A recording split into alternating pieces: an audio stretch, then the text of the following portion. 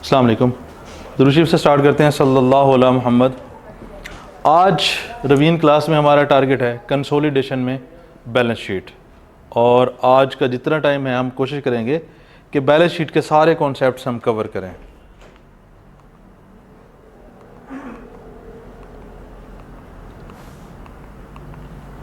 तीन चीज़ें होती है मेरे पास। एक कंपनी है ABC XYZ, ये एक छोटी कंपनी। एक बड़ी कंपनी आती है, इसके साथ डील करती है और इसको एक्वायर कर लेती है।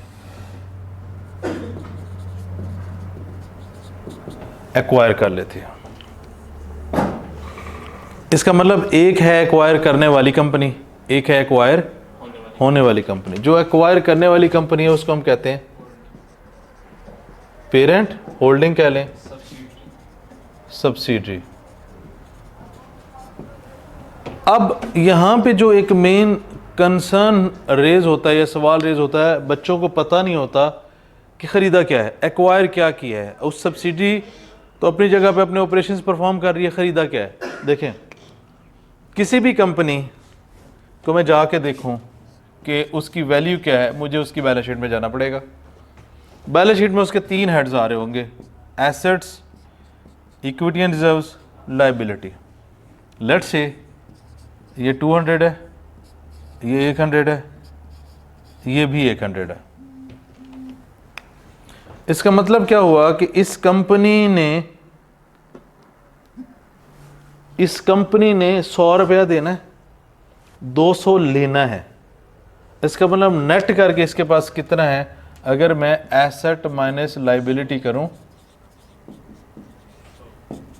सो इट मीन्स अगर मैं इस कंपनी को खरीदता हूं, एक्वायर करता हूं, इसका मैं कंट्रोल ले लेता हूं, तो मैंने बेसिकली उसकी जो वर्थ है वो 100 रुपये परचेज किया।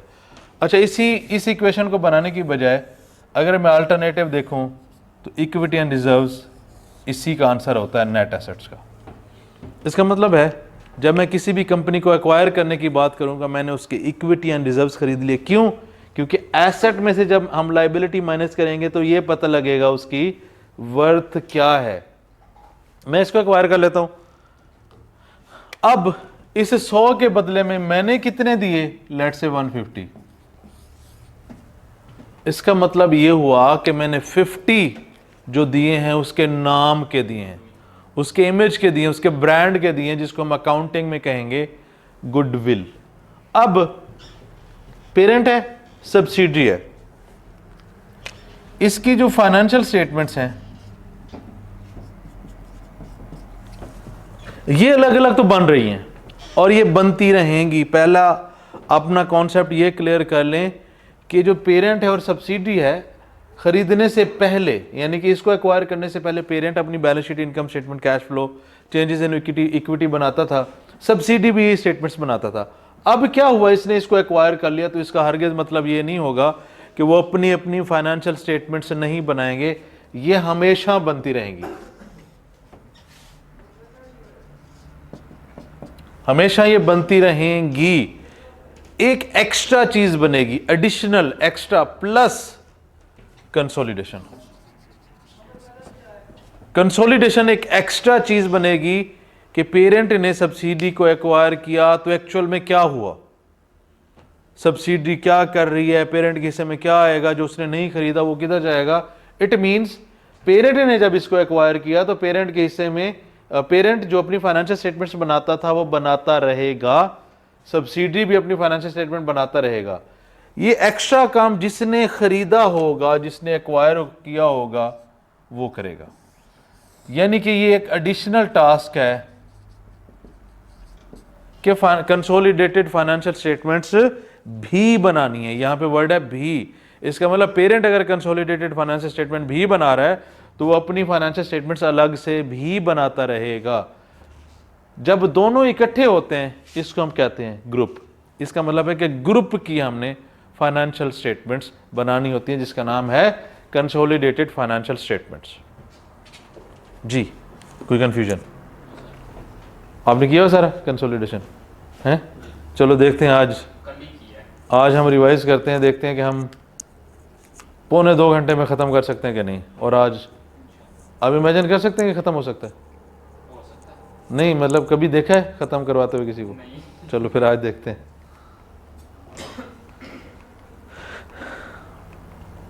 ये हमने कहा जी वड्डी कंपनी आई, छोटी कंपनी उन्होंने फाड़ लिया। दोनों अपनी अपनी फाइनेंशियल स्टेटमेंट्स अलग अलग बनाते रहेंगे। एक्स्ट्रा काम क्या करना है? Consolidated financial statements. अब हम आते हैं स्ट्रक्चर के ऊपर। हमारे पास अब हम जो प्योर बातें करेंगे वो ये जो एडिशनल काम करना था कंसोलिडेशन है उसके ऊपर। एक चीज याद रखिएगा, मैं बहुत सारे स्टूडेंट्स को ये इशू आता रहा है, हमने कोई एक स्टैंडर्ड पढ़ा होता है, फॉर एग्जांपल प्रोविजन वाला स्टैंडर्ड, इंटेंजिबल वाला स्टैंडर्ड, वो चीजें हमारे जहन में होती हैं। जब हम कंसोलिडेशन करें तो उन्हीं को इस पे अप्लाई करते हैं। ऐसा कभी नहीं करना। कंसोलिडेशन अपने अंदर एक अलग छोटी सी दुनिया है। इसमें जो तरीकाकार है, जो मेथड है, जो डबल एंट्री है, वो इसके लिए है। बाकी आपने जो स्टैंडर्ड जहां पे भी पढ़े हैं वो अपनी जगह पे हैं, ओरिजिनल है। वो किस लिए हैं? वो इस काम के लिए हैं जो आप अलग अलग अपनी कंपनी की फाइनेंशियल स्टेटमेंट्स बनाते हैं।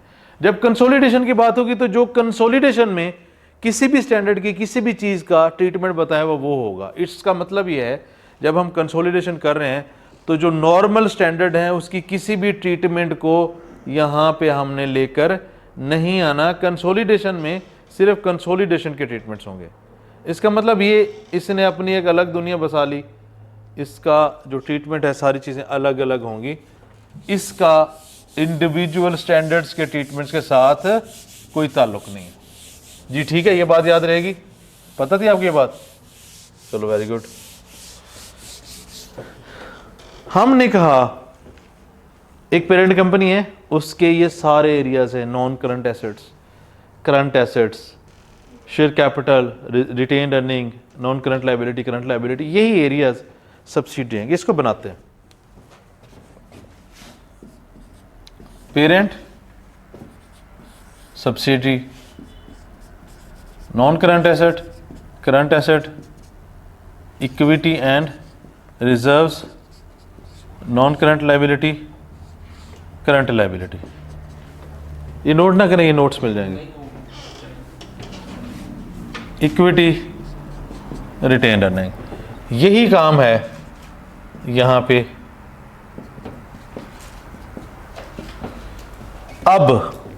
अभी हमने डिस्कशन की कि जब एक पेरेंट आके सब्सिडी को एक्वायर करता है, व्हाट डज ही डू?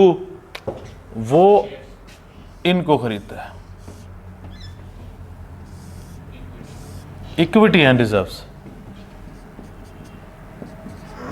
क्यों? मैंने कहा जी एसेट माइनस लायबिलिटी, ये उस कंपनी की वर्थ है।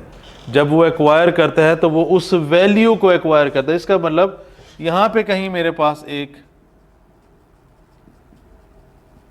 इन्वेस्टमेंट एंड सब्सिडी की हेडिंग होगी। मैंने ये जो इन्वेस्टमेंट की है ये मैंने उसके नेट एसेट्स यानी कि एसेट माइनस लायबिलिटी का जो आंसर है उसके ऊपर लगाई है। तो हम चलते हैं कंसोलिडेशन पे, कंसोलिडेटेड बैलेंस शीट। अभी हम डिस्कस कर रहे हैं कंसोलिडेटेड बैलेंस शीट को। हमारे पास करंट और non current straight away add हो जाएंगी। दोनों के current asset, current liabilities add हो जाएगी। अब अगली चीज, मैं पेरेंट हूं, मैंने कंसोलिडेशन करनी है तो मेरे जो शेयर कैपिटल है वो स्टेट आ जाएगा। मेरा शेयर कैपिटल स्टेट आ जाएगा। देन मेरी जो रिटेन्ड अर्निंग है ये भी कंसोलिडेशन में स्टेट आ जाएंगी। अब वो करते हैं। अब इसका मतलब है इधर से सिर्फ एक चीज रही जो मैं स्टेट नहीं लेकर आया, इधर से दो चीजें रही जो मैं स्टेट लेकर नहीं आया। इसको मैं ले आऊंगा वर्किंग में। क्योंकि मैं देखना चाहता हूं कि यार ये जो मैंने इन्वेस्टमेंट की है और मैंने जो सब्सिडी का एक्वायर किया है, मैंने कितने पैसे उसे ज़्यादा दिए हैं या कितने पैसे कम दिए हैं। ये इन्वेस्टमेंट मैं उठा के ले आऊंगा यहां पे, ये शेयर कैपिटल यहां पे, और ये रिटेन अर्निंग यहां पे। लेट्स से ये 150 था, ये 50 है, ये भी 50 है, तो इसका मतलब मैंने 50 रुपए ज्यादा दिए हैं। किस चीज के? गुडविल के। किस चीज के? गुडविल के। गुडविल क्या है? जो ये कंपनी थी जब से ये ऑपरेट कर रही है, उसने अपना नाम कितना बनाया है, उसने अपनी वर्थ कितनी बनाई है, उसने अपनी कितनी वैल्यू बनाई है, मैंने उस वैल्यू बनाने के। फॉर एग्जांपल एक कंपनी 20 साल से काम कर रही है, जाहिर उसने अब एक अपना इमेज बना लिया, अपना एक ब्रांड बना ली है, उसने वो चीज 20 सालों में अर्न की है, मैंने उस चीज के उसे एक्स्ट्रा पैसे दे दिए। ठीक हो गया? अच्छा, अब अगली चीज डिस्कस करते हैं। मैंने कहा जी सारी इक्विटी वहां पे आएगी, सारी रिटेन अर्निंग वहां पे आएगी। ये तो हो गया कि मैंने 100% उसको एक्वायर किया। अगर मैंने 100% एक्वायर नहीं किया, लेट्स से मैं कहता हूं जी मैंने उससे 90% एक्वायर किया। नहीं नहीं नहीं, ये गिरेगा तो नहीं ना? वैसे मैं टेक लगा रहा हूं। नहीं नहीं नहीं, अच्छा 90% मैंने एक्वायर किया, 10% मेरा नहीं है। इसका मतलब है उसके अगर 100 शेयर्स थे, उस कंपनी के 100 शेयर्स थे, तो मैंने उसमें से खरीद लिए 90 तो हो गए मेरे। अब 10 शेयर्स किसी और बंदे के हैं। जब कभी मैं अपनी इस कंपनी को एक्वायर करूंगा और मैंने लेस देन 100% एक्वायर करना है, तो मैंने वो जो 10 शेयर किसी और बंदे के थे उसको भी अलग करना है। फॉर एग्जांपल इसी एग्जांपल को एक्सटेंड करते हैं। इन्वेस्टमेंट तो मेरी 150 है, इसका 50 शेयर कैपिटल था, मेरा कितना है? 45। इसका मतलब 5 साइड पे होगा। रिटेन अर्निंग मैंने कितनी एक्वायर की? 45, यहां पे आ जाएगी 5। ये मैंने 10 साइड पे कर दिया। जब मैं कंसोलिडेशन बनाऊंगा तो मैं यहां पे रिजर्व्स के नीचे एक हेडिंग दूंगा एनसीआई। अभी इसको हम डिटेल में भी डिस्कस करते हैं। अभी इसका सिर्फ ये है कि वो वैल्यू है उस कंपनी की जिसको मैंने एक्वायर किया है, जो मेरी नहीं है, मेरे कंट्रोल में नहीं है, किसी और से बिलोंग करती है। यहां तक बताएं,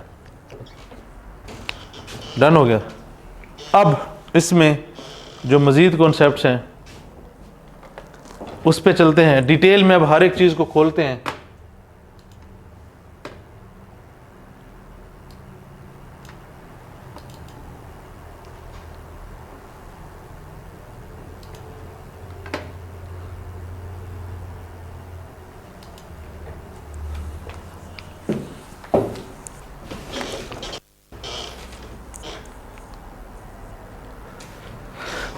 हमने बात की, इस अगर स्ट्रक्चर को देखें, सब्सिडी में जो पेरेंट ने इन्वेस्टमेंट की थी उसको लेकर नहीं जाना, शेयर कैपिटल सब्सिडी का उसको बैलेंस शीट में नहीं, कंसोलिडेटेड बैलेंस शीट में नहीं लेकर जाना, रिजर्व्स को नहीं लेकर जाना।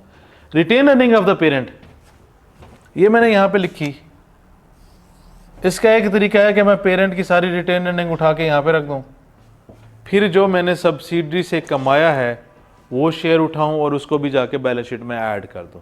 इसका मतलब इसने भी वर्किंग में जाना है, क्योंकि ये वैल्यू है, फिर सब्सिडी की वैल्यू आएगी, फिर कुछ एडजस्टमेंट होंगी जिसमें से ये कम ज़्यादा होगी, वो कम ज़्यादा होगी।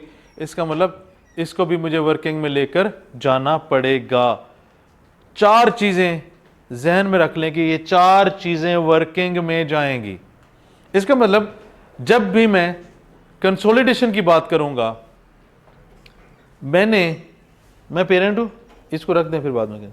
मैं पेरेंट हूं, मैंने सब्सिडी को एक्वायर किया, मैं ये दो चीजें तो ले गया स्टेट, पेरेंट से शेयर कैपिटल ले गया स्टेट, इसका मतलब सब्सिडरी पेरेंट से एक चीज रहेगी रिटेन अर्निंग, सब्सिडी के शेयर कैपिटल और रिजर्व्स, और जो मैंने इन्वेस्टमेंट की थी, ये 4 हेड्स याद रख लें।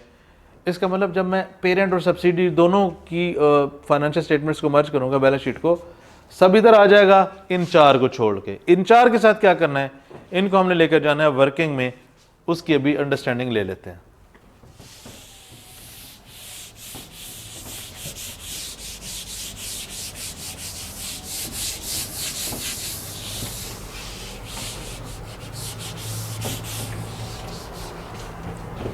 ओके जी, सबसे पहले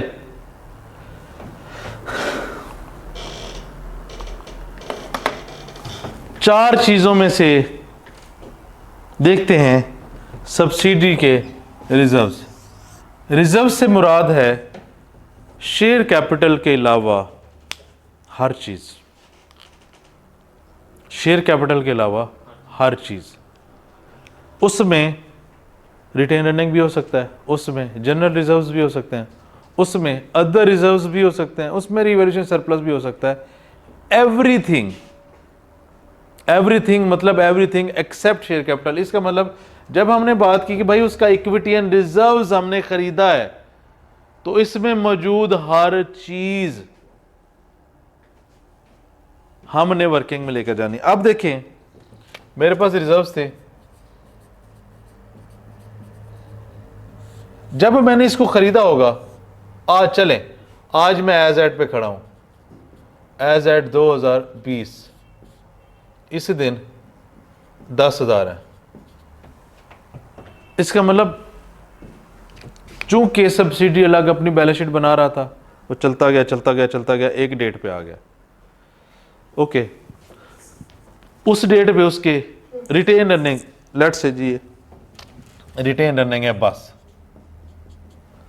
चलता गया वो 10,000 पे आ गया। ओके,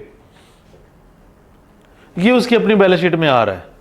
मैंने क्या देखना है कि भाई मैंने इसको एक्वायर किया है, मैंने इक्विटी एंड रिजर्व्स के अगेंस्ट देखना है मैंने जो इन्वेस्टमेंट की, मैंने पैसे ज्यादा दिए हैं कम दिए।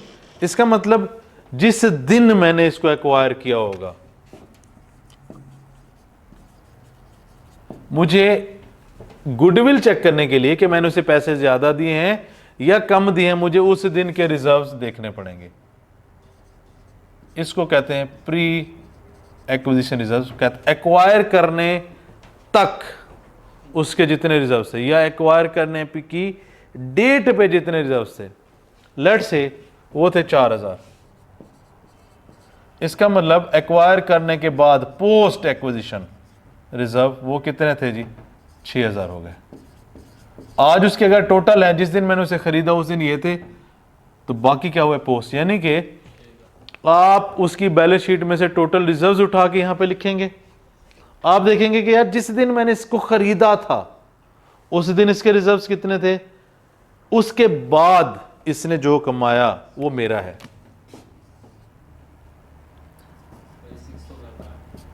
इसने जो कमाया है, क्योंकि एक्वायर मैंने कर लिया, उसका सारा प्रॉफिट या लॉस मेरा है। इसका मतलब सबसे पहले हम देखेंगे रिजर्व्स की गेम। हमने 4 चीजों को डिस्कस करना है जिसको हम वर्किंग में लेकर जाते हैं, उसमें से हम पहली चीज को डिस्कस कर रहे हैं, राइट।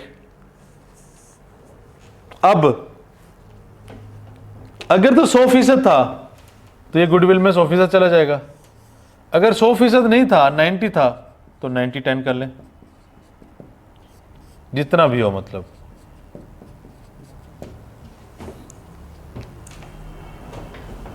इसका मतलब जिस दिन मैंने उसे खरीदा उस दिन 4,000 थे।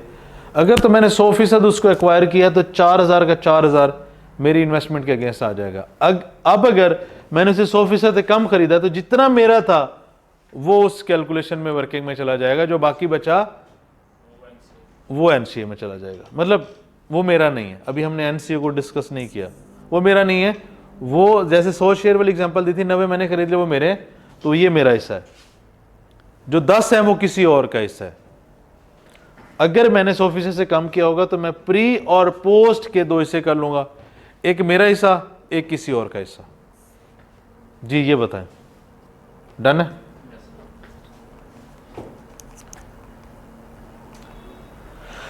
ये जो किसी और का हिस्सा है इसका नाम है नॉन कंट्रोलिंग इंटरेस्ट, एक ऐसा इंटरेस्ट जिस पे मेरा कंट्रोल नहीं है।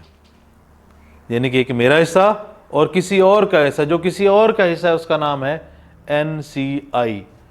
मैंने अभी तक एक चीज डिस्कस की, रिजर्व्स प्री में भी उसका हिस्सा है, पोस्ट में भी उसका हिस्सा है। अगर मैं क्लेम करूं कि मैंने 90% लिया है और प्री में जितना था उसका 90% मैं साइड पे कर रहा हूं, पोस्ट में जितना था मैं उसका 90% साइड पे कर रहा हूं, इसका मतलब दोनों जगह पे उसका 10-10% हिस्सा है। जी ओके।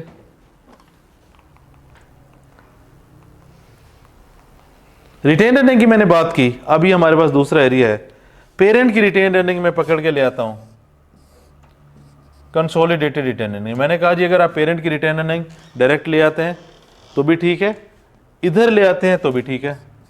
ज्यादा वैसे ये है कि इसको वर्किंग में ले आए, यहां पे कंसोलिडेटेड रिटेन अर्निंग में। रीजन क्या है कि बाद में कुछ एडजस्टमेंट्स होंगी जो इस रिटेन अर्निंग में से प्लस माइनस होती रहेंगी, इसलिए इसको वर्किंग में रखना। तो पहली चीज उसके रिजर्व्स नंबर 1 वो मैं यहां पे ले आया, पेरेंट के रिजर्व्स वो मैं यहां पे ले आया। इसका मतलब मैं दो चीजें वर्किंग में ले आया हूं।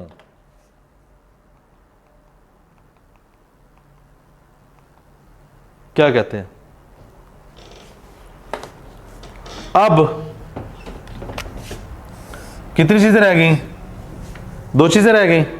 जो पेरेंट ने इन्वेस्टमेंट की होगी वो मैं ले आऊंगा गुडविल की वर्किंग में, और उसका शेयर कैपिटल डायरेक्ट इधर ले आऊंगा। अब काउंट करें, नंबर 1 जो 4 चीजें वर्किंग में जानी थी, नंबर 2, नंबर 3, नंबर 4, ये वही 4 चीजें हैं जो मैं स्ट्रेट कंसोलिडेटेड बैलेंस शीट में लेकर नहीं गया था। जो सब्सिडी में इन्वेस्टमेंट की पेरेंट ने वो यहां पे ले आया गुडविल के अकाउंट में, जो उसका शेयर कैपिटल था वो यहां पे ले आया। अगर ये सारा मेरा नहीं है तो इसके साथ मैं 90% लगाऊंगा, और यहां पे शेयर कैपिटल NCA का नहीं बनाया, NCA के टी अकाउंट बना लेते हैं जी। ये नजर आ रहा है यहां पे इतना सा कैमरे में? ओके चलें दोबारा 4 चीजों को डिस्कस करते हैं। मेरी इन्वेस्टमेंट आ गई गुडविल में, पहली चीज। उसका शेयर कैपिटल आ गया गुडविल में, अगर 100% है तो सारे इधर आ जाएगा, अगर 100% नहीं है तो 10% यहां पे आ जाएगा। बेहतरीन हो गया। इसका मतलब 2 चीजें खत्म हो गई, मेरी इन्वेस्टमेंट, उसका शेयर कैपिटल। देन तीसरी चीज मेरी रिटेन अर्निंग यहां पे आ गई। 4 चीजें थी ना, मेरी इन्वेस्टमेंट, मेरी रिटेन अर्निंग, उसका शेयर कैपिटल, इसके 2 हिस्से हो गए अगर 100% नहीं है, उसकी रिटेन अर्निंग, उसकी रिटेन अर्निंग के हमने 2 हिस्से किए। इसका मतलब 90% गुडविल में आ जाएगा, बाकी 10% कहां पे आ जाएगा? यहां पे आ जाएगा। 90% ये अब कमाई है तो कमाई वाली जगह पे आ जाएगी, पोस्ट पे 90%, और बाकी 10% NCA को चला जाएगा। ये 4 चीजें जो हम कंसोलिडेटेड बैलेंस शीट में लेकर नहीं जाते, ये हमने लेकर जानी है कहां पे? वर्क। नहीं, ये फिर आपके लिए होगी क्योंकि मैं क्लास में नहीं पी रहा होता। जी बताएं। ये नहीं बस सही, ये मैं आगे एग्जाम्पल पे समझाता हूं। ये स्ट्रक्चर समझ आ गया? ओके।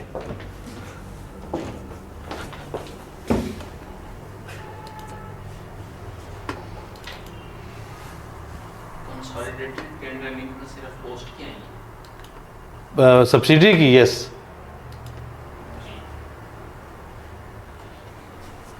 सवाल से हम ये सारा सिनेरियो अंडरस्टैंड करते हैं।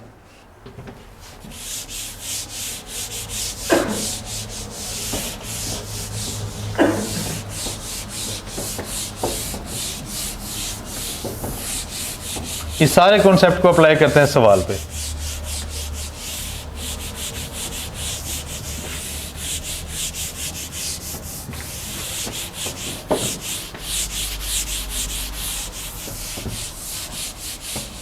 चलो जी,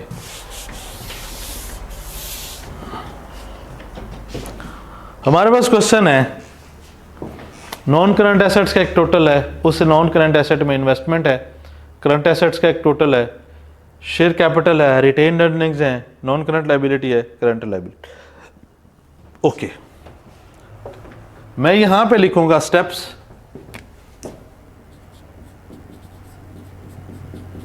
स्टेप नंबर 1,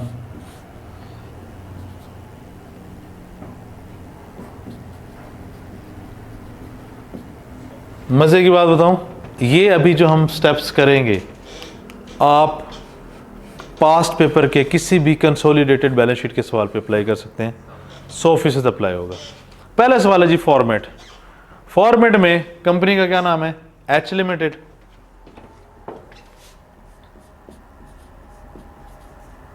स्टेटमेंट का नाम consolidated statement of financial position. H limited नहीं, एच लिमिटेड है, पेरेंट की बैलेंस शीट देखे ना। अच्छा, डेट क्या है जी? 31 दिसंबर 12, 31 रुपीज एंड 1000 या मिलियन, ये भी मेंशन आपने करना है। अब फॉर्मेट बनाने से क्या मुराद है?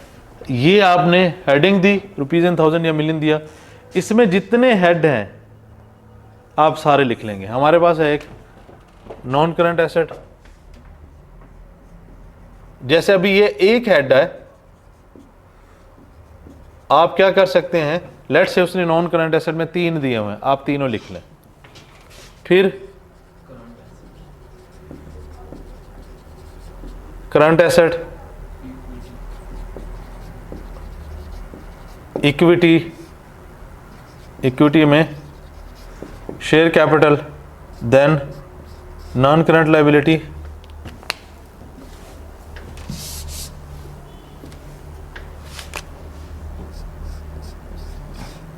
और करंट लायबिलिटी। ये नजर आ रहा है, देखिएगा। हैं? ये 2 नजर आ रहे हैं, बस ठीक है, ये आखिरी है। अच्छा जी, हम फॉर्मेट बना लेंगे, यहां तक बना सकते हैं फॉर्मेट। ओके, ये हमारा स्टेप 1 है, नंबर 1। नंबर 2, यहां पे आपने लिखना है CRE और वर्किंग का जो रेफरेंस। अगर इन्वेस्टमेंट 100% से कम हो, जैसे ये 80% है, तो इक्विटी एंड रिजर्व्स में आखिरी नंबर पे आएगा NCI। ये अब कंप्लीट फॉर्मेट है। जितने नॉन करंट एसेट्स लिखे हुए हैं इन्वेस्टमेंट को छोड़ के, क्योंकि 4 फिगर्स हमने छोड़ देनी है वर्किंग वाली।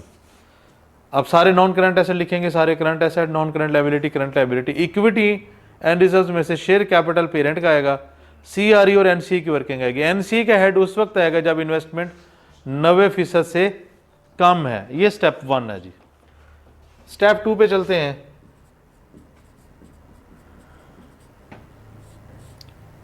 Straight figures. स्ट्रेट फिगर्स बताते जाए, नॉन करंट एसेट की कितनी है? दोनों की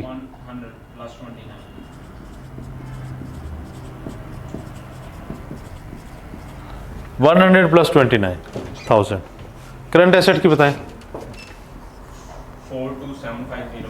42750 plus 3985। 3985। Non current liability 2900 plus 6500। 2900 है कि 1000 है? 100। और करंट लायबिलिटी सर पहले है 20,900 फिर 6500। 20,900 6500। 20,965 नीचे करंट लायबिलिटी 25,640 और 15,000।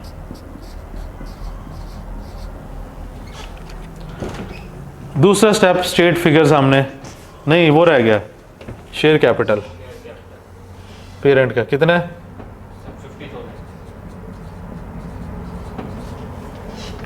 50,000। ये हमारा सेकंड स्टेप है, इस पे कोई एतराज? Third step,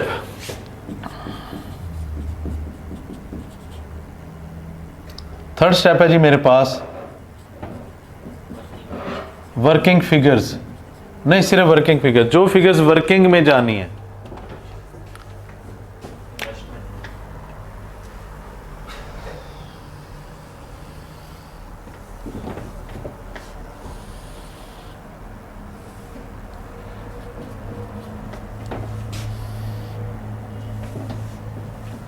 goodwill NCI working 1, working 2,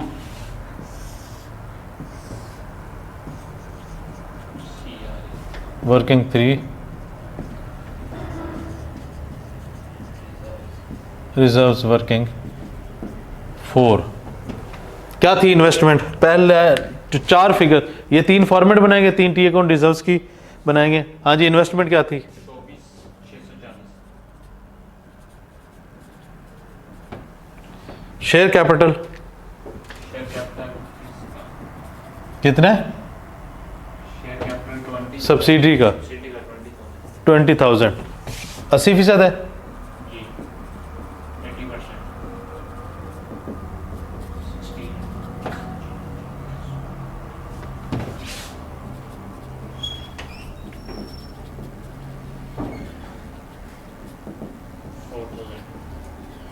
16, 4,000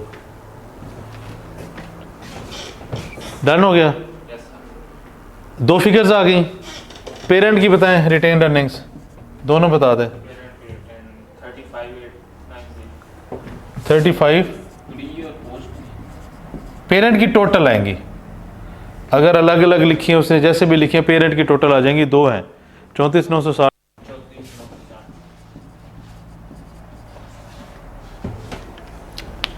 एक ये आ गई, एक ये आ गई, एक ये आ गई, तीन हो गई। सब्सिडी का टोटल बताए। Total sir 10,485 plus 8,000। ये करें कैलकुलेटर पे, 18,485, ठीक है।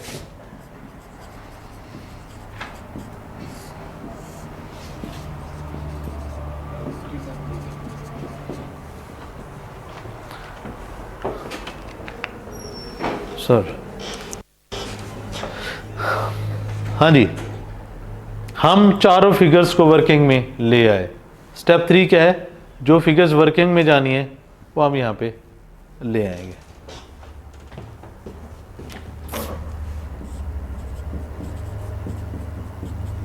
स्टेप 4,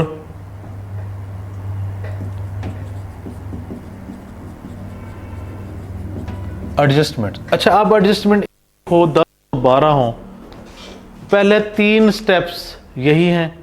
एडजस्टमेंट में जितनी चीज़ें होंगी हम उनको हल करेंगे, उसकी डबल एंट्री करेंगे, और उसने 1 2 3 4 5, मैंने 5 फॉर्मेट्स बनाए हैं। हर एडजस्टमेंट इन्हीं पांचों में जाके सेट हो जाएगी। तो आप एक सिंपल सवाल करें या कंसोलिडेशन का कॉम्प्लेक्स 3 सवाल करें, यही हमारी अप्रोच होगी, यही हमारा तरीकाकार होगा। एडजस्टमेंट पढ़ना शुरू करते हैं जी।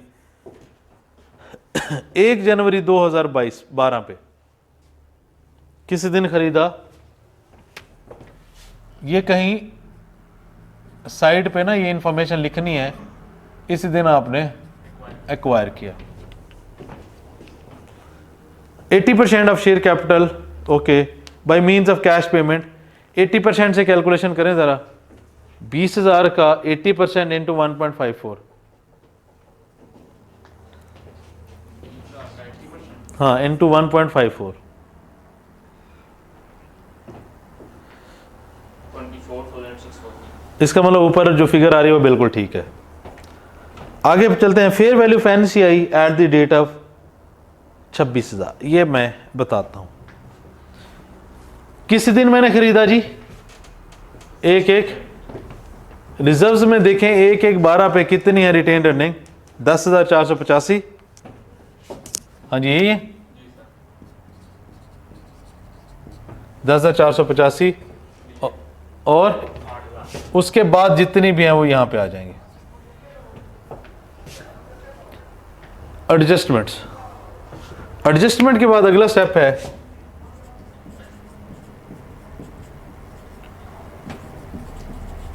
Close workings. वर्किंग कैसे क्लोज होगी, वर्किंग शुरू होगी रिजर्व से। इसमें मेरा हिस्सा कितना है भाई, इसका 80%, इसमें भी कितना है, 80%। ये प्री है, एक हिस्सा जाएगा गुडविल में और एक हिस्सा एनसीआई में। ये मैंने कमाया है तो रिटेन अर्निंग और एनसीआई। 8388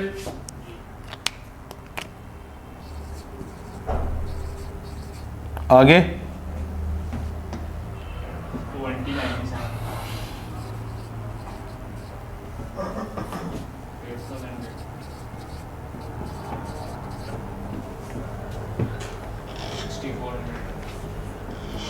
ठीक है जी। ये मैंने करना है। जो मैं एडजस्टमेंट्स की बात कर रहा हूं पहले वो सुन ले। इसमें कोई एडजस्टमेंट है नहीं,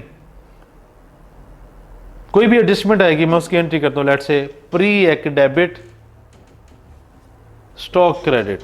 डेबिट से मुराद इस फिगर में आकर नीचे मैं लिख दूंगा ऐसे। अगर ये कोई टी अकाउंट डेबिट क्रेडिट होता तो उनकी साइड्स पे डेबिट क्रेडिट आ जाएगा। कोई बैलेंस शीट में चीज़ें डेबिट क्रेडिट होती हैं तो यहाँ पे आ जाएंगी। इसका मतलब जो जो हम एडजस्टमेंट्स करेंगे वो इन 5 स्ट्रक्चर्स को जाके प्लस माइनस कर देंगे। उसके बाद हम प्री पोस्ट को करेंगे नेट। जैसे इसमें कुछ नहीं था तो यही नेट है, उसके हिस्से बनाएंगे। हाँ जी मेरे पास गुडविल में क्या जाएगा प्री से 8388, यहाँ पे प्री में क्या जाएगा 2097, यहाँ पे क्या जाएगा पोस्ट का 6400, यहाँ पे क्या जाएगा पोस्ट का 1600। ये मेरा डन हो गया, टिक कर देता हूँ। उसके बाद मैं क्लोज करना शुरू कर देता हूँ। गुडविल का बताइएगा कितने क्लोजिंग बैलेंस।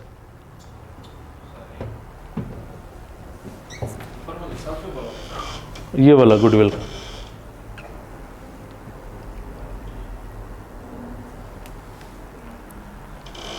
कैलकुलेटर नहीं है, भूल गया।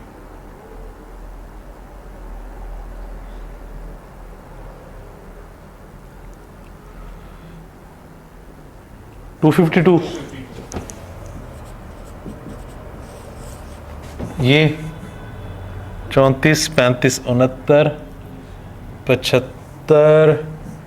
7697 इसका ऊपर वाले NCI 7697 यहाँ पे 69 75 76 77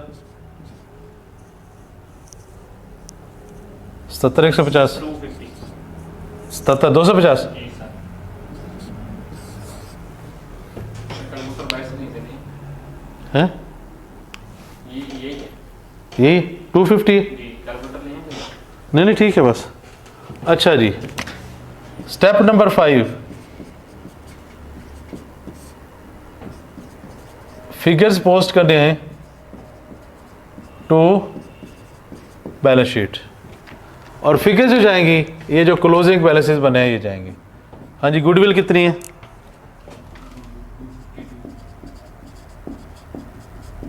वर्किंग 1 252। जी सर। सीआरई कितने हैं, CRE 77250।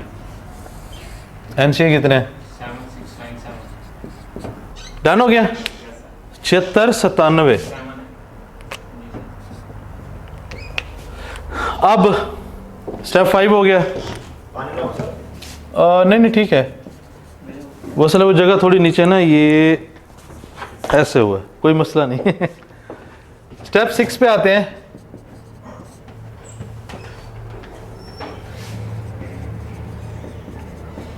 Close balance sheet.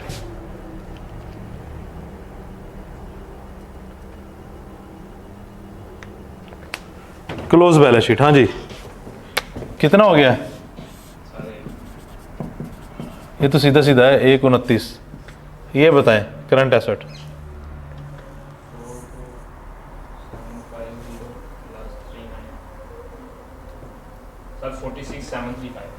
46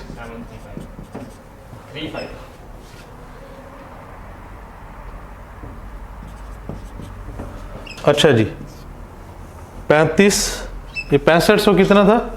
20,900 जमा 6500 अच्छा पूरा 6500 था। 27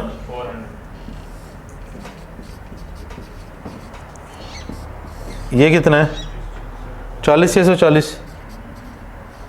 40,640 दोनों साइड टोटल करेंगे, टैली होनी चाहिए।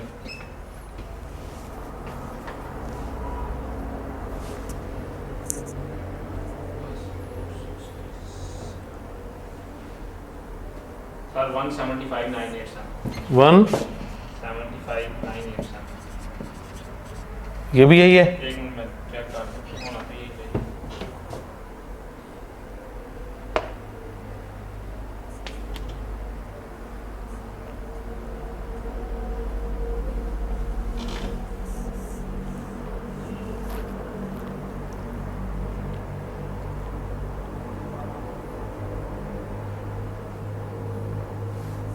ऊपर वाला दोबारा चेक करो।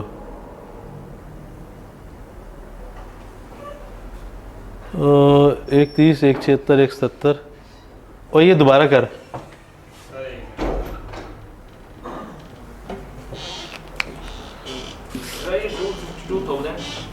नहीं नहीं 252 ही है। सिंपल। हाँ हाँ बस ठीक है।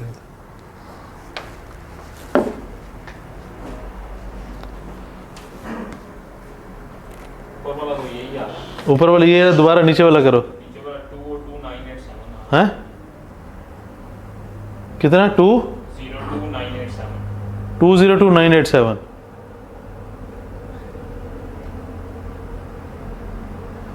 ठीक है, दोबारा दोबारा बताओ। 202 987 कितना डिफरेंस है?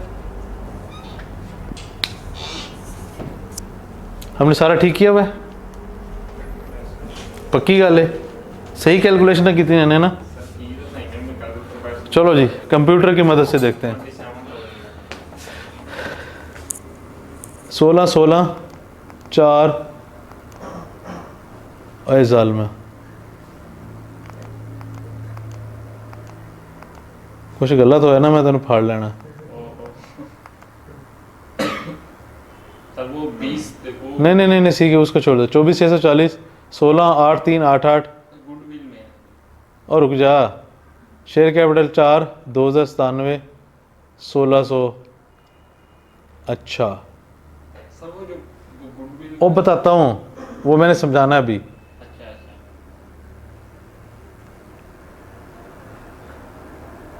4 2 6 1 7 6 7600 69 76 77 और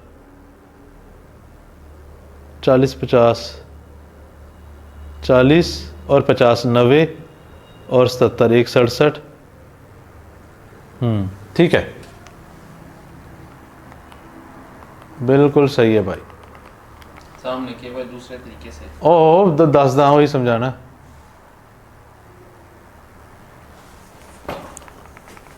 पकड़ ली ना गलती, तुम बंदे नहीं सही। सर कैलकुलेटर नहीं है। नहीं कैलकुलेटर की बात नहीं है, ये 30,985 है। दोबारा करो।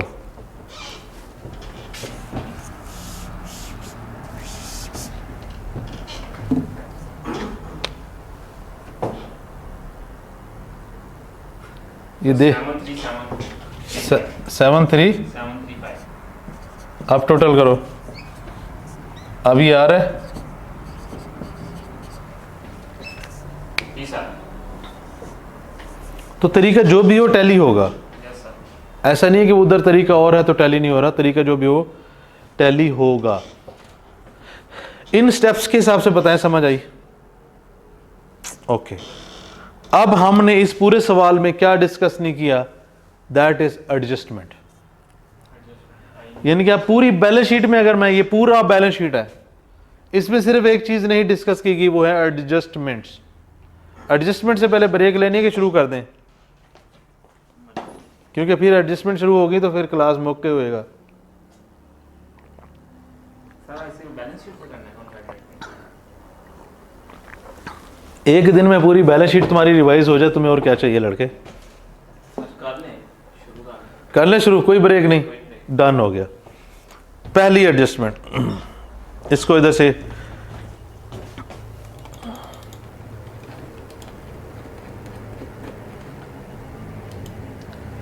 पहली एडजस्टमेंट पे आते हैं, दैट इज गुडविल। नोट करें जी, पहली एडजस्टमेंट है गुडविल। क्या इस सब्सिडी को एक्वायर जब मैंने किया, एक मेरा हिस्सा है, एक किसी और का हिस्सा भी है, एनसीए का। Yes sir. अगर मैं गुडविल सिर्फ अपने हिस्से की कैलकुलेट करूं या मैं दोनों के हिस्से की गुडविल कैलकुलेट करूं, हो सकता है। जैसे मैंने 90% खरीदा, उसका भी तो 10% है। जैसे मैंने 90% इसको खरीदा है, बाकी 10% किसका है? एनसीए का। इसका मतलब जैसे मैं अपनी गुडविल निकाल सकता हूं, उसके हिस्से की गुडविल भी निकल सकती है। तो इसका नाम है proportionate share of net asset, इसका नाम है फेयर वैल्यू मेथड। यानी कि वो सवाल में अगर ना बताए कि गुडविल कैलकुलेट करने का मेथड क्या है, आप सिर्फ पेरेंट की गुडविल कैलकुलेट करें, लाइक वी डिड। अगर वो बताए फेयर वैल्यू मेथड यूज करें, फिर हमें पेरेंट की गुडविल तो हम कैलकुलेट करते ही करते हैं, हमें एनसीए की गुडविल भी कैलकुलेट करनी पड़ेगी। और एनसीए की गुडविल कैसे कैलकुलेट होगी? ऐसे ही मैं एक टी अकाउंट बनाता हूं।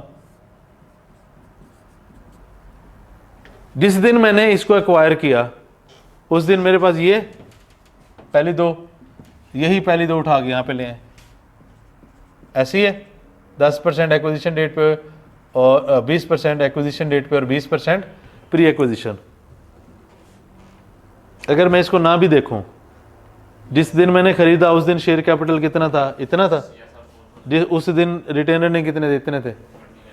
इसके अलावा इसकी फेयर वैल्यू गिवन होगी, जैसे मैं आपको सवाल में दिखाता हूं। फेयर वैल्यू गिवन होगी या फेयर वैल्यू कैलकुलेट करनी पड़ेगी। इस सवाल में देखें, उसने फेयर वैल्यू दी हुई है 26,000। कितनी दी हुई है? 26,000। अब मैं कह रहा हूं गिवन होगी या कैलकुलेट करनी पड़ेगी। अब कैलकुलेट कैसे कर सकते हैं? 80% मैंने खरीदा, 80% मैंने खरीदा, ये 20,000 शेयर्स हैं उसके, 80% मैंने खरीदा है, उसका हिस्सा 4,000। वो फिर हर शेयर की वैल्यू दे देगा।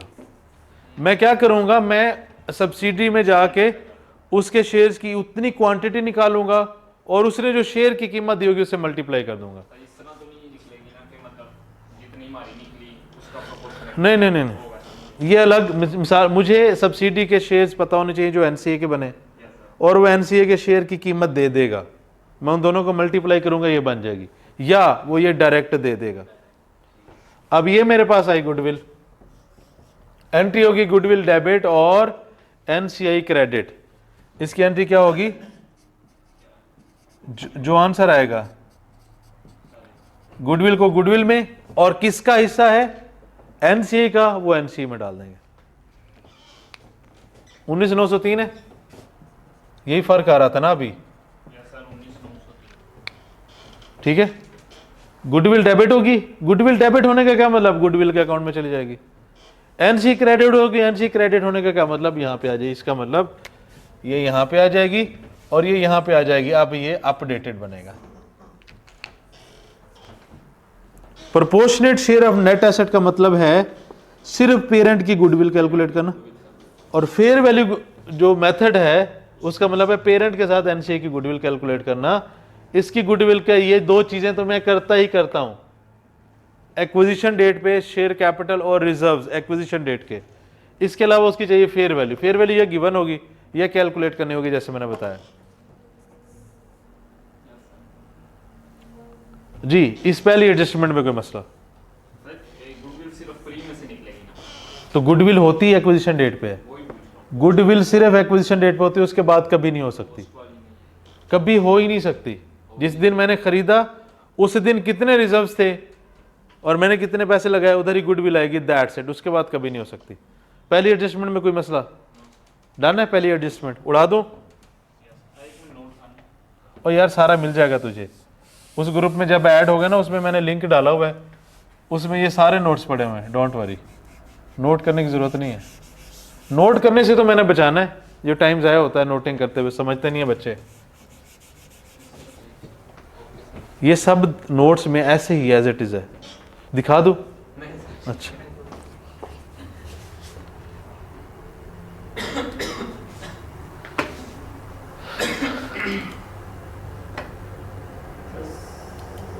हाँ हटते हैं, पहले खोल तो लवा। ठीक है जी, हाँ वो कर, जरूरत नहीं ना अभी। अभी आ जाते हैं इम्पेयरमेंट पे।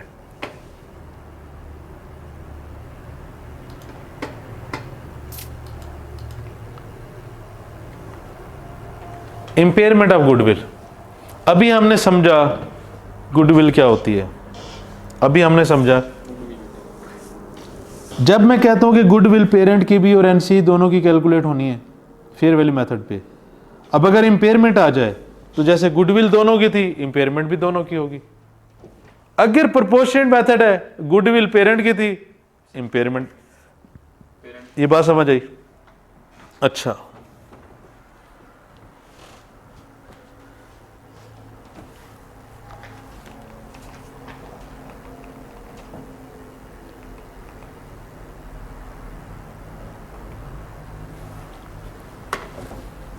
इम्पेयरमेंट एक्सपेंस है।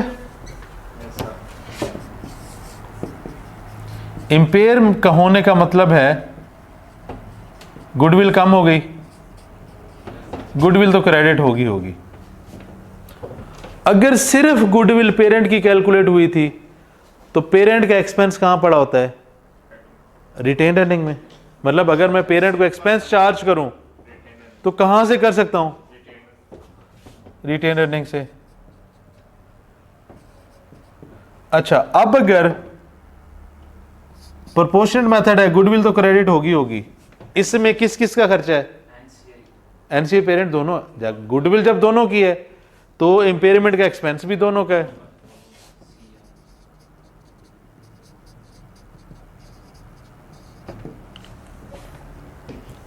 पहले इसकी अंडरस्टैंडिंग में बताएं।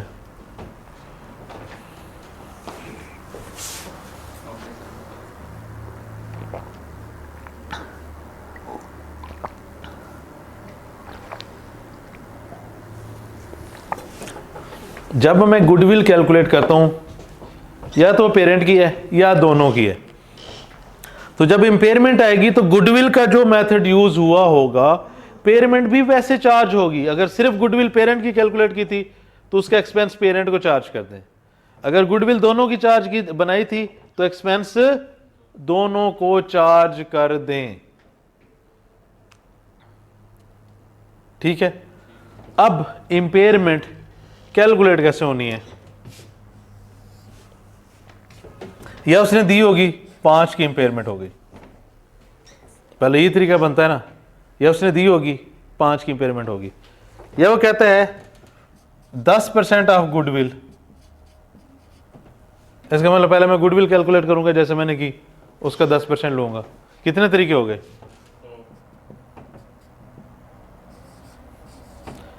तीसरा वो देगा रिकवरेबल अमाउंट ऑफ सब्सिडी। नहीं, रिकवरेबल अमाउंट देगा। लेट्स उसने दे दिया 100। IAS 36 याद है? यस सर थोड़ा। उसने दे दी रिकवरेबल अमाउंट, हम उस दिन उसकी कैलकुलेट करेंगे कैरिंग वैल्यू। किसकी? सब्सिडी की। Yes sir. IAS 36 में क्या होता था?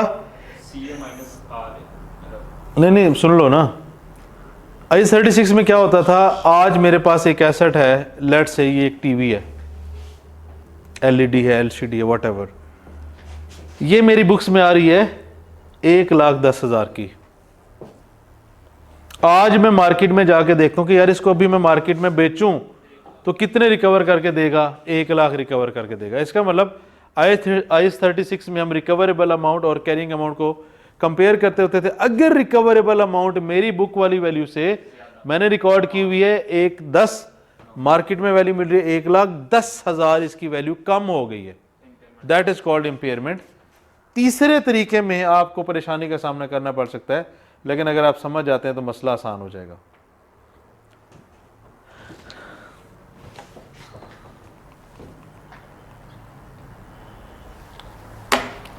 उसने या स्ट्रेट अवे अमाउंट दे देनी है, जैसे मैंने कहा जी पहला सिनेरियो। दूसरा, उसने परसेंटेज ऑफ गुडविल दे देनी है। तीसरा, वो देगा रिकवरेबल अमाउंट। हमने कॉन्सेप्ट रिकॉल किया, कैरिंग अमाउंट इसकी कैसे कैलकुलेट होगी? जिस दिन पे हम खड़े हैं उस दिन इसके शेयर कैपिटल कितने, उस दिन इसके रिटेन अर्निंग कितने। अब सिर्फ मैं ये क्यों देख रहा हूं? मैंने खरीदा भी तो यही था, एसेट माइनस लायबिलिटी, यही खरीदा था, डन हो गया। अब खरीदने के साथ मैंने उसे एक्स्ट्रा भी कुछ दिया था, क्योंकि वो इसकी बुक्स में शामिल नहीं है ना, मैंने तो दिया था गुडविल। कैरिंग अमाउंट इन तीन चीजों से मिलकर बनेगी। 1/1/12 पे ये मेरे पास बनी हुई है 31 दिसंबर 2012 पे। 31 दिसंबर 2012 पे उसका जितना शेयर कैपिटल है, जितनी रिटेन अर्निंग है और जितनी मैंने गुडविल कैलकुलेट की है, तीनों को मैं ऐड करूंगा, रिकवरेबल अमाउंट से कंपेयर करूंगा। अगर रिकवरेबल अमाउंट कम है, इंपेयरमेंट आएगी, या ये एंट्री होगी या ये एंट्री होगी। ये सिर्फ प्रोपोर्शनेट के लिए, ये फेयर वैल्यू के लिए। इसमें गुडविल दोनों की आएगी, NCI और वो बताता हूं अभी ये समझ आ गई कि गुडविल ऐड होगी। हाँ जी ठीक है। गुडविल जो मेथड जो मर्जी हो, ये 100% होनी चाहिए, 100%। अगर मैंने पेरेंट और NCA दोनों की गुडविल कैलकुलेट की है तो दोनों की मिला के 100% है। इसका मतलब फेयर वैल्यू मेथड में तो मसला नहीं है। लेकिन अगर मेथड है प्रोपोर्शनेट, 90% गुडविल, इसको ग्रॉस अप कर लें, जितनी गुडविल आई थी उसको उतनी परसेंटेज पे डिवाइड कर लें। देखिए मैंने 252 कैलकुलेट किया है, 90% यूज करके किया, इसको 90% पे डिवाइड कर दें, ग्रॉस अप हो गई, ग्रॉस अप हो गई। हाँ करें जरा, कितना बनता है? 292 को 90% पे डिवाइड करें,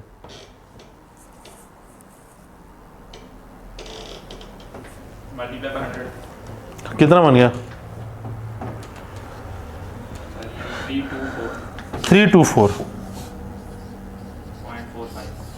इसका मतलब है कि जब मैं गुडविल 100% ग्रॉस अप कर रहा हूं, अब जो इंपेयरमेंट आई वो भी 100% है। पहले हम आते हैं कि मैंने दोनों की गुडविल कैलकुलेट की है, फेयर वैल्यू मेथड है, मेरे पास 100% गुडविल आ गई, इंपेयरमेंट आई वो दोनों की होगी। उस इंपेयरमेंट के मैं दो हिस्से कर दूंगा, एक CRE में, एक NCI में। अगर प्रोपोर्शनेट मेथड था, मैंने गुडविल ग्रॉस अप कर दी, इंपेयरमेंट, अब जब गुडविल 100% कर दी, इंपेयरमेंट भी 100% की है, गुडविल 100% कर दी तो इंपेयरमेंट भी 100% की है। अब मैं प्रोपोर्शनेट मेथड पे हूं तो मैं उस इंपेयरमेंट में से सिर्फ अपना हिस्सा निकाल के इसको चार्ज कर दूंगा। यस, दोबारा आते हैं। पहला सिनेरियो, गुडविल मैंने दोनों की कैलकुलेट की, तो मैं शेयर कैपिटल, रिटेन अर्निंग और गुडविल दोनों की करूंगा, तो गुडविल दोनों की मतलब 100% है। मेरे पास इंपेयरमेंट आ गई, इंपेयरमेंट भी दोनों को चार्ज हो गई। प्रॉब्लम कहाँ पे आएगी? प्रॉब्लम कहाँ पे आएगी? अगर प्रोपोर्शनल मेथड है, मैंने गुडविल कैलकुलेट किया प्रोपोर्शनल मेथड से, जितनी परसेंटेज पे ये गुडविल कैलकुलेट हुई, वो परसेंटेज कौन सी है? मैंने एक्वायर कितने परसेंट पे किया है, मैं उस पर डिवाइड करूंगा, गुडविल 100% होगी। जिस वक्त गुडविल 100% हुई, इंपेयरमेंट भी 100% है। अब उस टोटल इंपेयरमेंट में से मैं सिर्फ अपना हिस्सा 90% निकालूंगा और पेरेंट को चार्ज कर दूंगा। यस, अगर तो फेयर वैल्यू, फिर तो दोनों को जाएगी। अब प्रोपोर्शनेट है, पहले गुडविल आप ग्रॉस अप करेंगे, इंपेयरमेंट निकालेंगे, फिर इंपेयरमेंट में से सिर्फ अपना हिस्सा निकाल के एंट्री कर देंगे। क्या कहते हैं? फिगर के साथ करवा दूं? नहीं, ठीक है। ओके, हाँ जी। गुडविल एडजस्टमेंट नंबर 1, गुडविल पे कोई मसला?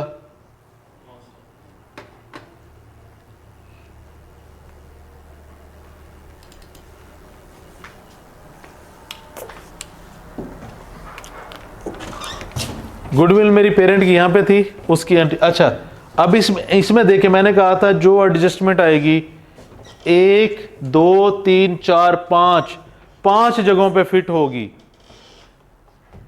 इसमें से बताएं हर जगह पे फिट हो रही है?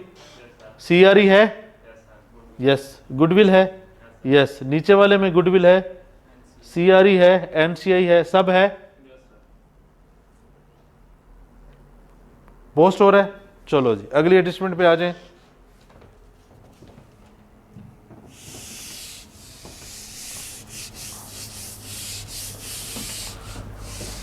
पैन तो अनवी समझ आ रही? अच्छा,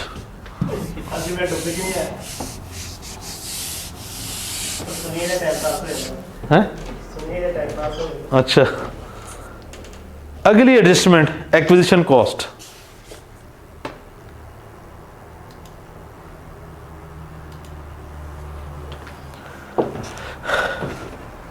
जब आप गाड़ी लेने जाते हैं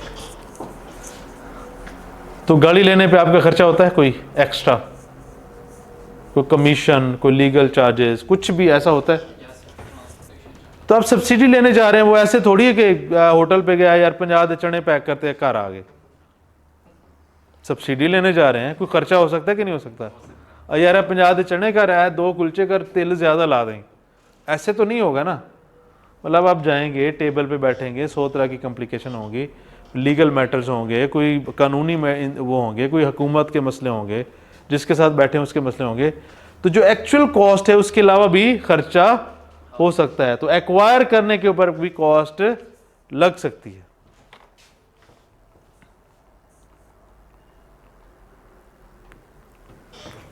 प्रॉब्लम यह है इस सिनेरियो में, आपको याद है हमारे इस सवाल में इन्वेस्टमेंट की फिगर ये थी, ऐसे ही है।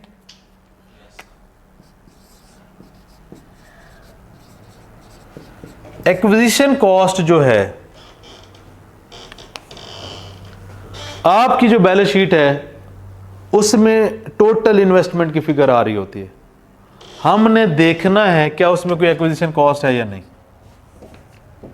हमने क्या करना है? हमने देखना है क्या उसमें कोई एक्विजिशन कॉस्ट है या नहीं है। वो कैसे देखेंगे? मेरे पास आ रही थी 24,640। नीचे जो एडिशनल इंफॉर्मेशन है उसमें उसने कहा था एक शेयर 1.54 का खरीदा, एक शेयर, यानी कि इन्वेस्टमेंट से रिलेटेड जो नीचे इंफॉर्मेशन होगी हम उसको यूज कर रहे हैं। हम क्या करेंगे, उसका देखेंगे 20,000 शेयर से 80%, 16,000 शेयर्स 1.45, 24,640। इसका मतलब ये और ये सेम है, इसमें कोई एक्विजिशन कॉस्ट नहीं है। ऊपर भी 640, दोनों सेम है ना? अच्छा, दोनों फिगर सेम है, कोई एक्विजिशन कॉस्ट नहीं। अब अगर ये यहां पे लिखा होता 1.5, हाँ जी, कितना हो जाता? करें जरा, 16,000 1.5 24,000।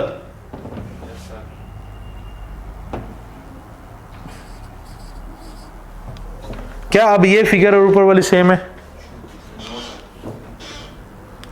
नहीं सेम। कितना डिफरेंस है?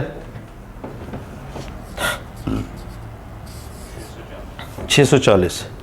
मैंने क्या डेबिट किया हुआ? इन्वेस्टमेंट को। क्रेडिट तो बैंक ही हुआ होगा। क्या ये खर्चा है? ये खर्चा है, एक्वायर करने के ऊपर खर्चा हुआ। हमने एक्सपेंस डेबिट करने की बजाय इन्वेस्टमेंट डेबिट की हुई है। करेक्शन कैसे करूंगा? इन्वेस्टमेंट डेबिट की हुई है और खर्चा किसका खर्चा है? पेरेंट का। पेरेंट का खर्चा कहां पे जाएगा?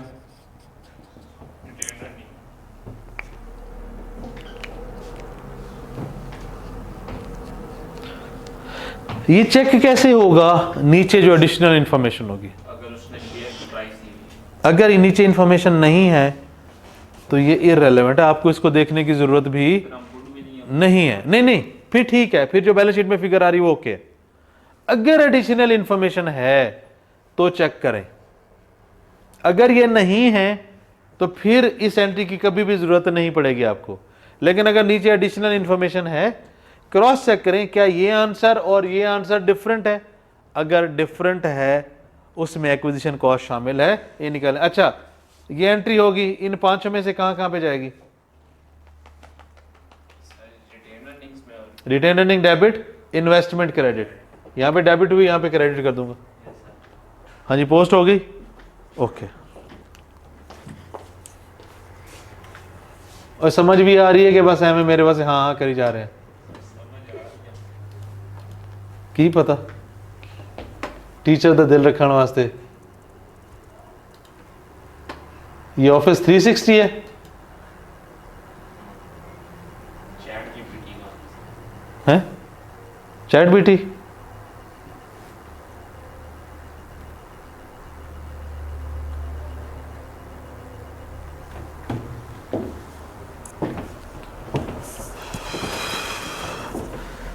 मैंने जब सब्सिडी को खरीदा था तो क्या खरीदा था? Equity and reserves. Equity and reserves. मैंने सब्सिडी के इक्विटी एंड रिजर्व्स खरीदे थे।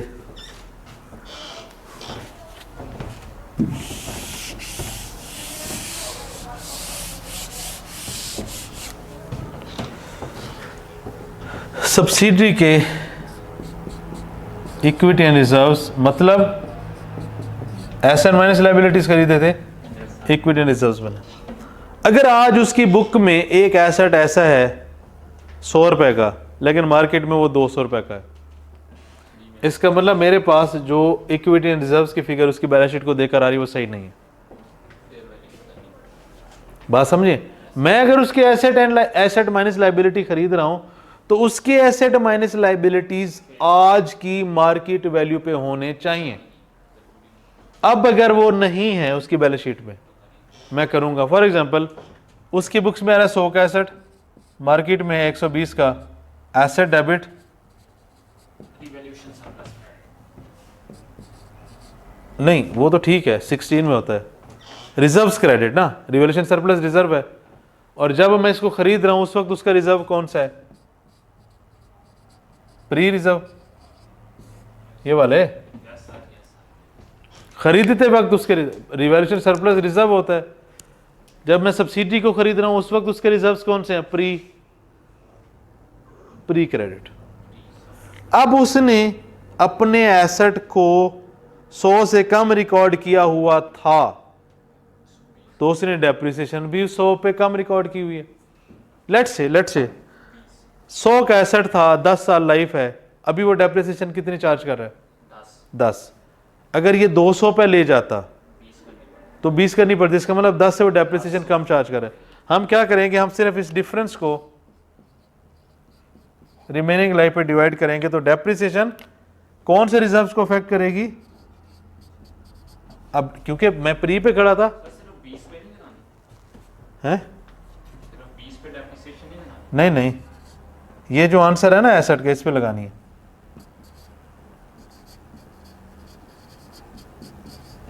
तो पहले लगी होगी भाई ये जो कम रिकॉर्ड हुआ है ना, ये वो वाली अमाउंट है। सर आपने 120 लिखा, 200 लिखा। अच्छा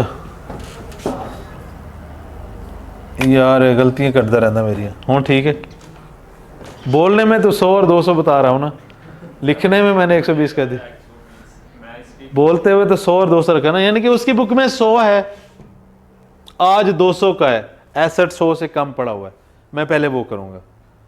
अब मैं ये क्यों कर रहा हूं? क्योंकि मैंने जिस दिन खरीदना उस दिन देखना है और उस दिन के रिजर्व्स देखने हैं, तो ये उधर जाएगा।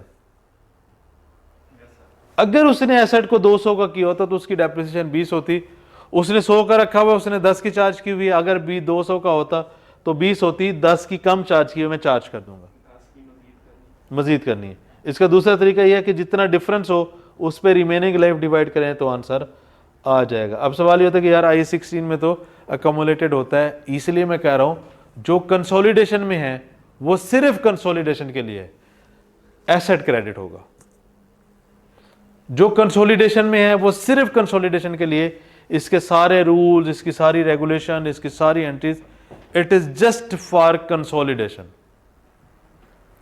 इन एंट्रीज का बाकी स्टैंडर्ड के साथ कोई ताल्लुक नहीं है, बाकी स्टैंडर्ड में जो ट्रीटमेंट है वो कंसोलिडेशन में उनका कोई ताल्लुक नहीं है। क्यों? क्योंकि कंसोलिडेशन में हर चीज का ट्रीटमेंट इन्होंने बताया हुआ है जो कंसोलिडेशन के स्टैंडर्ड्स हैं। हाँ जी मुझे बताएं, ये दोनों एंट्रीज इन मेरी 5 वर्किंग में एडजस्ट हो रही हैं? पोस्ट रिजर्व, ये वाला पोस्ट एक्विजिशन रिजर्व, एक्वायर करने के बाद वाला reserve, pre acquisition reserve, acquire करने तक वाला रिजर्व, ये एक्वायर करने पे जो रिजर्व था, यही ना। प्री क्रेडिट, प्री बढ़ जाएगा 100 से, पोस्ट डेबिट 10 से, पोस्ट कम हो जाएगा। कैसे? देखो यहाँ पे आ जाएगा जी, प्री 100 से बढ़ गया 10,585, फिर मैं इस पे लगाऊंगा। सीआरई में क्यों होगा? मैं सब्सिडी का एसेट का फर्क निकाल के खड़ा हूं, उसने 100 वाला एसेट 200 वाला एसेट अभी भी 100 पे रखा हुआ है, तो सब्सिडी का एसेट बढ़ा रहा हूं, सब्सिडी का ही रिजर्व बढ़ा रहा हूं, फिर जो डेप्रिसिएशन हुए वो भी सब्सिडी की कम कर रहा हूं। ठीक है, हो समझ आई? लग रहा है तेरा फंसता सी कॉन्सेप्ट पहले। डन हो गया? चलो अगले एडजस्टमेंट पे। चलो जी,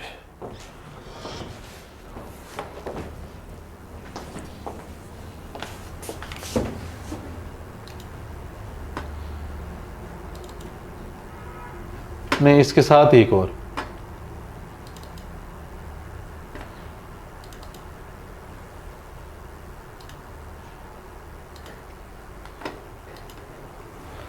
कंटिंजेंट लायबिलिटी। अभी अभी हमने फेयर वैल्यू डिस्कस किया, अभी हमने क्या डिस्कस किया? Fair value. कंटिंजेंट लायबिलिटी मैं बता देता हूं कि IAS 37 में क्या होता है, इसलिए मैं आपको बताने लगा हूं। इस एग्जांपल से क्लियर हो जाएगा कि जो उन स्टैंडर्ड्स में है वो उनके लिए है, वो अपनी जगह पे ठीक है, वो चलता रहेगा हमेशा।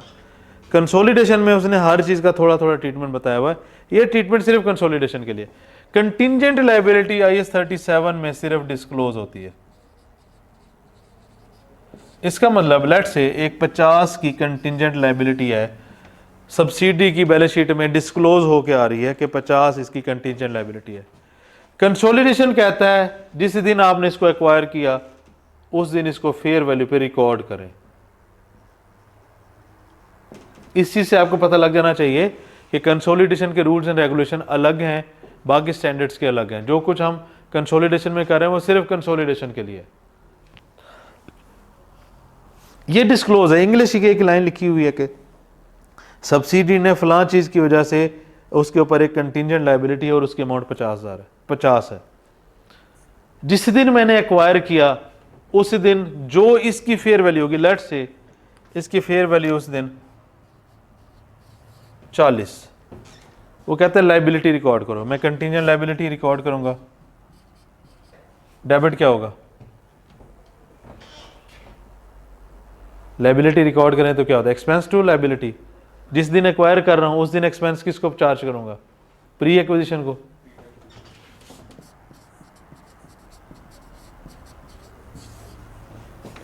क्या ये एंट्री पोस्ट हो रही है? बताएं क्या क्या चीज़ है इसमें? लायबिलिटी में चाहिए प्री डेबिट, लायबिलिटी क्रेडिट। अब मैं जो फेयर वैल्यू थी वो 50 थी, नहीं उसकी डिस्क्लोज्ड वैल्यू 50 थी, फेयर वैल्यू 40 थी। अब एक चीज़ को मैंने फेयर वैल्यू पे रिकॉर्ड कर लिया, साल के एंड पे उसकी फेयर वैल्यू कम या ज़्यादा हो सकती है, उसका भी मैं इंदराज करूंगा। कैसे? अगर लायबिलिटी बढ़ जाती है, एक्सपेंस डेबिट, लायबिलिटी क्रेडिट, और उस दिन एक्सपेंस कौन से हैं? Post tax. और अगर कम हो जाती है, बढ़ गई, लेट से 100 हो गई, मैंने कितने पे रिकॉर्ड किया है? 40 पे। कितनी बढ़ गई है? एक्सपेंस यानी कि पोस्ट। क्या ये एंट्री भी पोस्ट हो रही है? पांचों जगहों पे ये पोस्ट डेबिट हो जाएगा। लायबिलिटी ऊपर वाली इधर आगे लिखूंगा, ये मजीद बढ़ा दूंगा 20 से 60 से।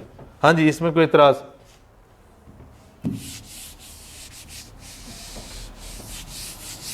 आज हमने अनहोनी करके जाना है, बैलेंस शीट की सारी चीजें डिस्कस करके जानी है।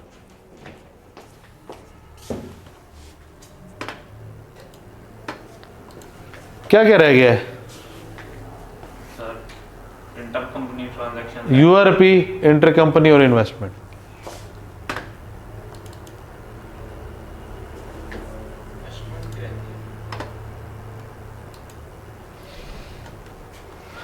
यूआरपी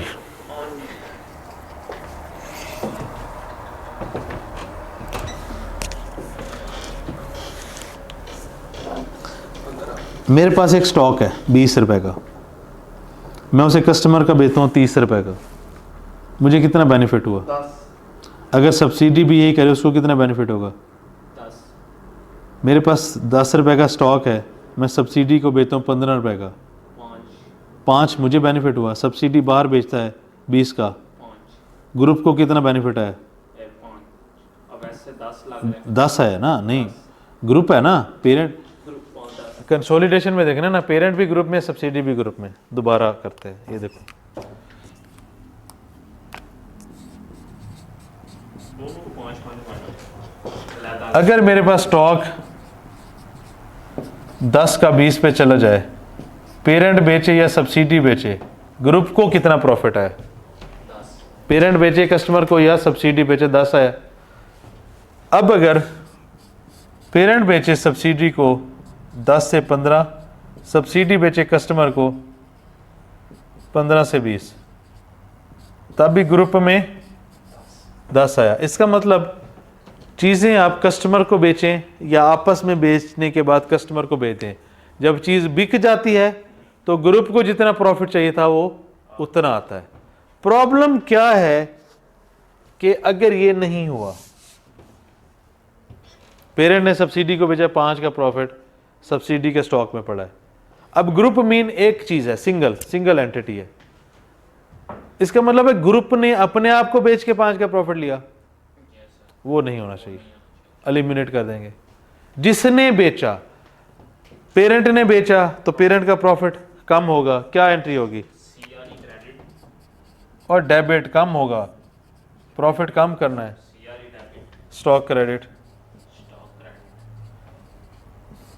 सब्सिडी ने बेचा हो सर सीआरई और एनसीआई डेबिट और सब्सिडी का प्रॉफिट, सब्सिडरी का प्रॉफिट। सब्सिडी का तो पोस्ट होगा ना प्रॉफिट। देखो मेरा प्रॉफिट क्या है, पेरेंट हूं मैं, रिटेन अर्निंग, उसका क्या है? पोस्ट एक्वायर करने के बाद के प्रॉफिट ये है ना, प्रॉफिट्स। ये एक्वायर करने के बाद के प्रॉफिट है, ये एक्वायर जब मैंने उस दिन के मैं देता हूं प्रॉफिट्स, ताकि आपको याद रहे। प्रॉफिट्स लिखने का बेनिफिट ये है कि कोई भी चीज आगे प्रॉफिट को प्लस या माइनस करेगी, एक्विजिशन के दिन प्रॉफिट्स को कम या ज्यादा करेगी तो प्री कम या ज्यादा होगा, एक्विजिशन के बाद प्रॉफिट को कम या ज्यादा करेगी तो पोस्ट कम या ज्यादा होगा। अब मुझे बताएं, सब्सिडी ने प्रॉफिट ज्यादा, पेरेंट ने प्रॉफिट अर्न किया से अपने आप को सेल करके, तो उसका प्रॉफिट कम करना है, ए दे प्रॉफिट ने।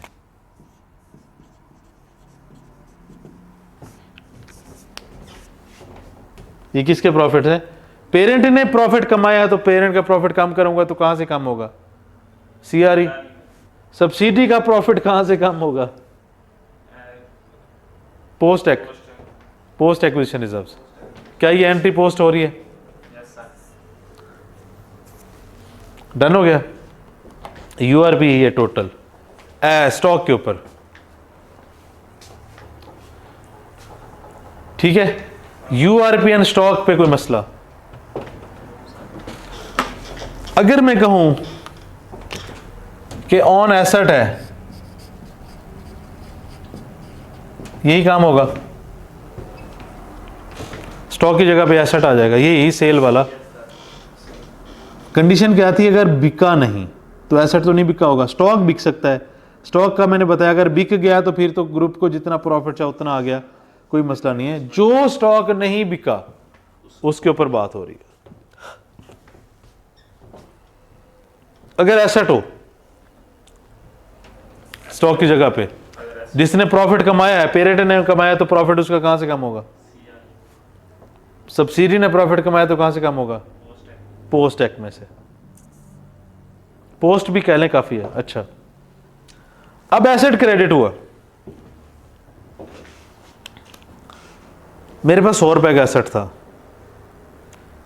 मैं 10 साल पे उसको डेप्रिशिएट कर रहा था। मैं कितनी डेप्रिसिएशन कर रहा था? 10। मैंने उसको उठा के सब्सिडी को भेज दिया 110 रुपए का। सब्सिडी कितनी डेप्रिसिएशन कर रहे हैं? 10 होनी चाहिए थी, 11 हो रही है। अगर ग्रुप में मेरे पास रहता पेरेंट के पास तो 10 होती।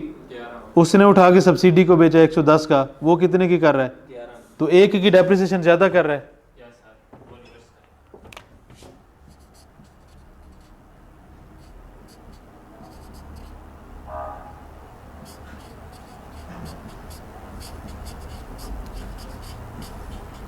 इसका मतलब ये एरिया और ये एरिया ये सेलर्स है। बेचने वाले का ही प्रॉफिट कम होगा, बेचने वाले की डेप्रिसिएशन ज्यादा होगी। URP and stock, URP and asset पे कोई मसला?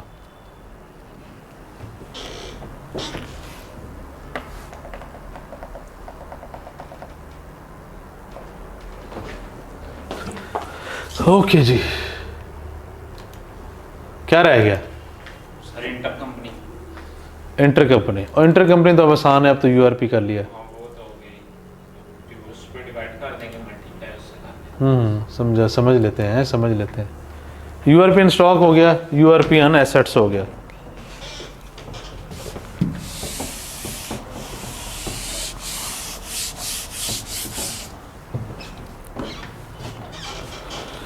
इंटर कंपनी, मैंने स्टॉक बेचा आपको 10 रुपए का, मैं पेरेंट हूं, आप सब्सिडी हैं।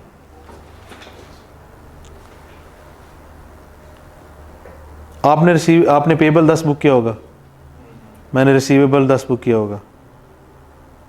मैं दोबारा आपको स्टॉक बेचता हूँ 5 रुपए का, मैंने रिसीवेबल कितना मजीद बुक कर लिया? 5। आपको स्टॉक नहीं पहुंचा, आपकी बुक्स में कितना आ रहा है? अभी 10 ही आ रहा है। मेरे पास रिसीवेबल 10, आपके पास पेबल, मेरे पास 15, आपके पास 10।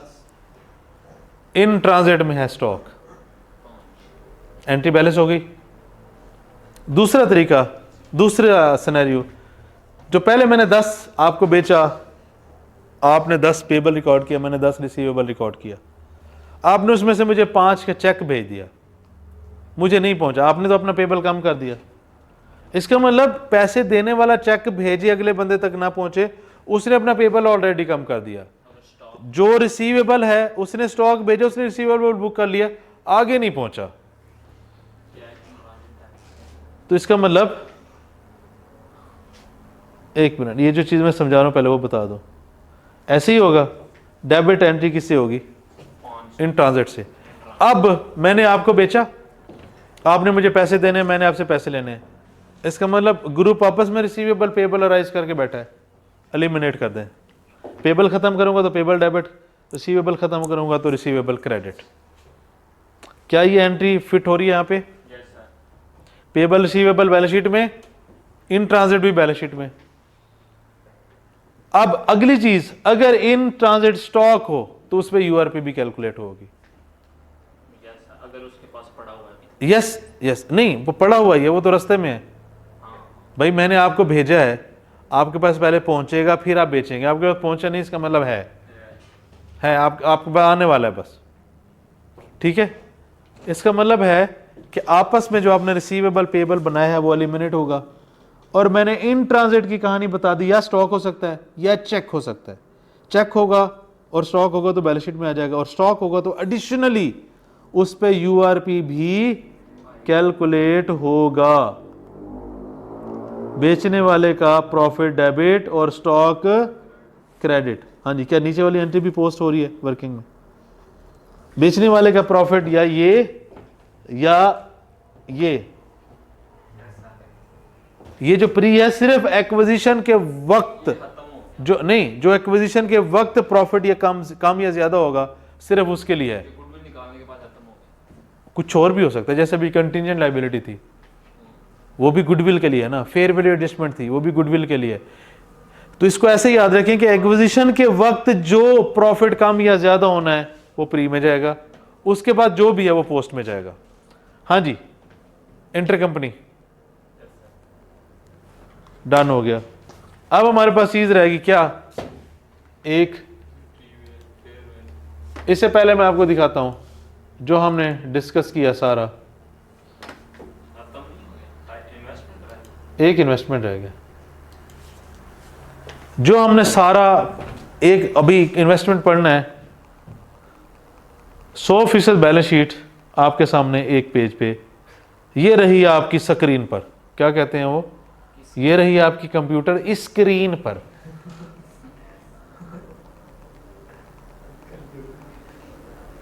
पूरी बैलेंस शीट ये रही आपकी कंप्यूटर स्क्रीन पर, ठीक है, डन हो गया, ये समरी है। अच्छा जी, अब हमारे पास आखिरी चीज है।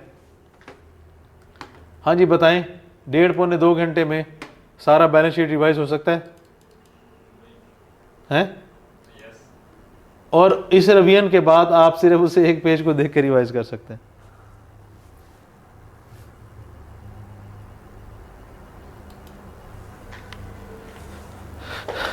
जो इन्वेस्टमेंट मैंने देखी मेरी बैलेंस शीट में आ रही है, इन्वेस्टमेंट डेबिट कैश क्रेडिट, सबसे सिंपल, इस पे कोई इतराज है?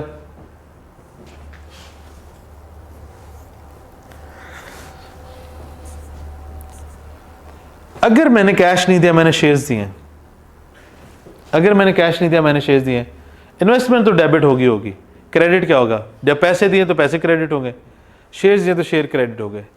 हर इन्वेस्टमेंट पे कुछ चीजें याद रखनी है। पहली पे कुछ याद नहीं रखना, इन्वेस्टमेंट आ रही होगी, दैट्स इट। दूसरी इन्वेस्टमेंट पे याद रखनी है, वो इसके बारे में अगर कह दे कि ये रिकॉर्ड नहीं हुआ तो आप शेयर कैपिटल भी रिकॉर्ड करेंगे। Investment debit, share capital credit. Investment record नहीं हुआ तो यहां पे टी अकाउंट में आएगा, जो बैलेंस शीट में आ रहा है इसका मतलब ये उसके अलावा है, बैलेंस शीट में ये होगा। हाँ, अगर वो ये कह दे, अगर ये अगर है, अगर वो कह दे कि ये रिकॉर्ड नहीं हुआ, नॉट अकाउंटेड फॉर, तब आप ये पूरी एंट्री अकाउंट फॉर करेंगे। वो ये भी कह सकता है कि इस पूरी एंट्री में सिर्फ शेयर कैपिटल अकाउंट फॉर नहीं हुआ, फिर आप इसको नहीं छेड़ेंगे, सिर्फ यहां पे जाके शेयर कैपिटल रिकॉर्ड करेंगे। तो वो इसको लेकर कहता है कि जी पूरी एंट्री नहीं रिकॉर्ड हुई, मैं इन्वेस्टमेंट के टी अकाउंट में जाके इन्वेस्टमेंट डेबिट करूंगा और बैलेंस शीट में जाके शेयर कैपिटल बढ़ा दूंगा। अगर वो कहे अकाउंट फॉर नहीं हुई, तब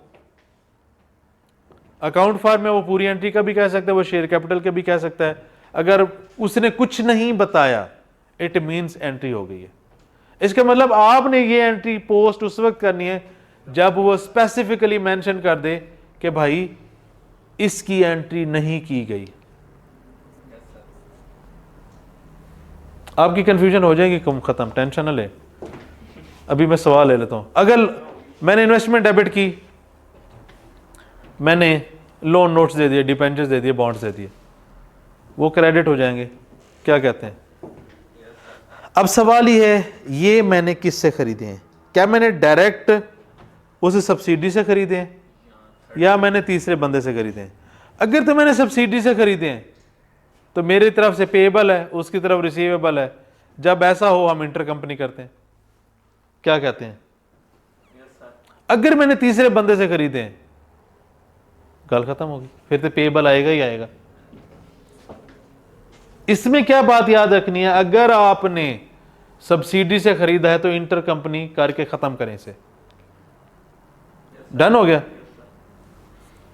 3 हो गई। कैश नॉर्मल सिनेरियो है। शेयर कैपिटल में जो बात याद रखनी है वो ये है कि अगर उसने कह दिया कि ये एंट्री रिकॉर्ड नहीं हुई तो आप इसको रिकॉर्ड करेंगे। दूसरा, लोन नोट्स में अगर उसने कहा जी कंपनी से खरीदा है तो उसी कंपनी से जिसको मैं खरीद रहा हूं, तो रिसीवेबल पेएबल होगा, इंटर कंपनी होगी, एलिमिनेशन करनी पड़ेगी। 3 होगी इन्वेस्टमेंट्स।